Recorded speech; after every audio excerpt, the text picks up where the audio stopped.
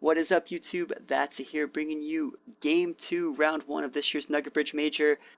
I'm still going off against Edgar, same opponent from yesterday. I won Game 1, and like I said, this is going to be Game 2. I have the similar team from yesterday. I'm using Amoonguss, Heatran, Kangaskhan, and Azumarill. I'm opting to go with Heatran instead of Aegislash. You know, I saw Earth Power on his Heatran, but his Heatran was such a threat, and I know my Heatran is made to outspeed other Heatrans. I decided it might be a good idea to bring my Heatran. Also, since I know his Salamence is a special attacker, I figured my Salamence probably does a pretty good job of walling that guy out. Remember, Edgar's team yesterday was Bisharp, Cresselia, Salamence, and Heatran. He's opting to go with Ludicolo instead of Cresselia this time. I think that's a great choice because Azumarill just walled him out, and you know, if he wants to bring Ludicolo to check Azumarill, that's definitely the correct play. So we're going to start this off, get right into it, and start off Game 2.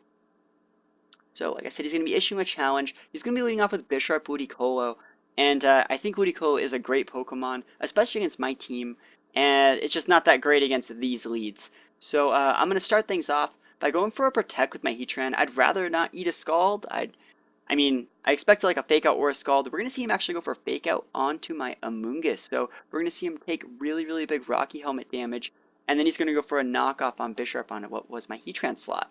So starting off turn 2, we're then going to see my Amoonguss go for a Rage Powder. There's not really that much you can do in this situation. I'm planning on just making Bisharp take that residual Rocky Helmet damage, as well as trying to proc my Effect Spore.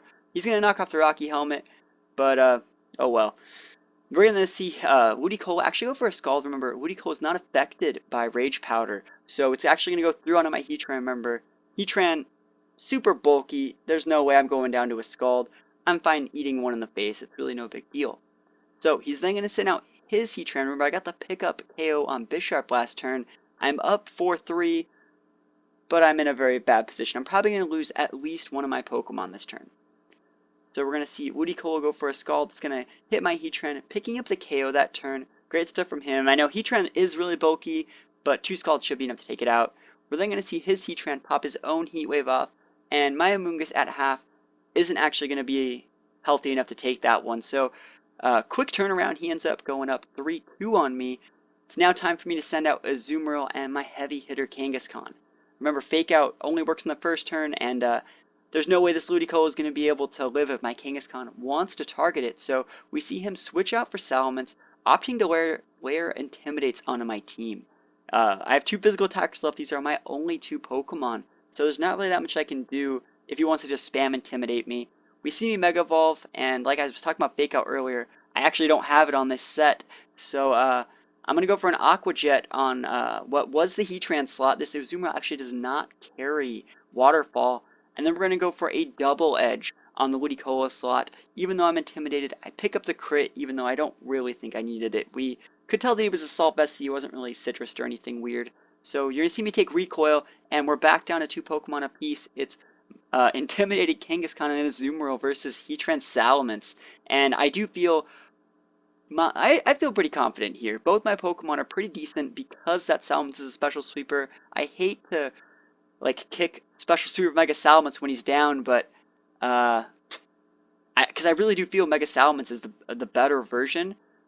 But in this matchup, it's just not going to be able to pull through. We're then going to see me go for 2 moves that are just going to get protected, and starting off turn 6, we're going to see him go for a Hyper Voice, doing decent damage, but he would have been able to pick up a KO on any of my Pokemon with Double Edge. We're then going to see me get a critical hit on the second hit of my Double Edge, getting his Salamence deep into the red. And we're going to see Heatran pop a Substitute. That's definitely expected from him because he played that same way turn 1. It didn't really matter that I got the crit though, because I went for a nuke onto the Salamence with a Play Rough. So no matter what, since both their protects were on cooldown, I decided to nuke Salamence. And it's at this point that I feel very confident in the remainder of this matchup. But this is still going to be a really long match. We're going to see Heatran go for a ton of protects trying to wall me out because he doesn't really just want to run because this is an official tournament game. I'm obviously going to be trying to go for Power Punches and Aqua Jets. I wish I had Low Kick on this Kangaskhan, but that's just not how this set or this team works. So remember, he's trying to protect just to get his lefties procs as many times as possible. So Aqua Jet's going to go first. It's going to break that Substitute and Kangaskhan's going to come in pretty hard with these Pirate Punches. Remember, I am intimidated, so they're not doing a whole lot, but it's definitely super effective damage nonetheless, and it is getting him to about 60%. So I expect him to try and retaliate this turn with the Heat Wave. Pretty decent damage here. I think he's going to pick up the KO on my Kang, as well as proc my... Well, we're going to see what he proc. It's a mystery. Now it's going to proc my Citrus Berry and my Azumarill. He's probably thinking he was ahead until he saw that Citrus Berry.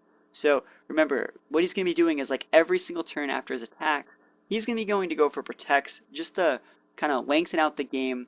And there's nothing I can really do. I don't have like Belly Drum. I don't have any substitute of my own. All I have is Aqua Jet and one more hidden move, which I'll use in a couple turns. I really wish I had Waterfall, but I have to go for Protect, and that's just the way the set is made. Look how much my Aqua Jet does. It's really not that much damage. So we're then going to see me take Heat Wave damage. I can probably eat about 2 more of those before going down, and this game is actually going to come down to the wire. I decide to pull the trigger next turn.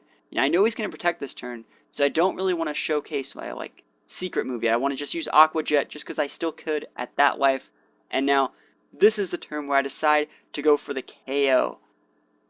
He's going to go for an Earth Power. Remember, he is just faster than me if I'm not using Aqua Jet. So Earth Power is going to leave me at 6 HP. It's going to lower my Special D, and I decide to pop a Super Power into his face, dealing super effective damage, but it leaves him at like 10 HP, a sliver of health. Now, remember, his lefties are going to restore a decent amount of health, and I did lower my attack with that. So if he gets 2 Protects off, it's going to be very hard for me to get a KO with Aqua Jet, considering it wasn't really doing that much damage before. So we got the first Protect off, and it put him in a pretty decent amount of health, and he goes for the second Protect, and he gets it.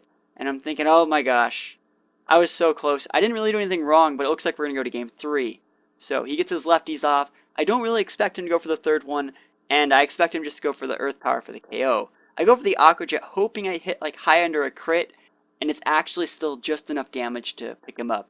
Remember, the reason why the reason why I didn't think it was going to get the KO was because I lowered my attack stat using Superpower. But in the end, I actually picked up the 2-0 victory on Edgar from Nugget Bridge. Like I said, this was the first round in the Nugget Bridge Major, and it's fun. I really do like this team. The other Pokemon in my team, you saw, are Aegislash, and I think I was running... Hold on, I'll get it. Aegislash and I want to say Bisharp, but it's probably not. It's probably some other weird Pokemon. It's a Protect the King type of team, and I just didn't really ever need to bring that last Pokemon. I think it was Bisharp, because I wasn't really using a Sash in any of my other Pokemon. So I hope you guys enjoyed these battles, and I'm going to keep trying to get you guys out VGC content, because that's apparently what the masses want to see. So hope you guys liked it. Be prepared for round 2 of my battles coming up next week, and then round 3 the week after that. Hope you guys liked it, and I'll see you guys next time. Peace out.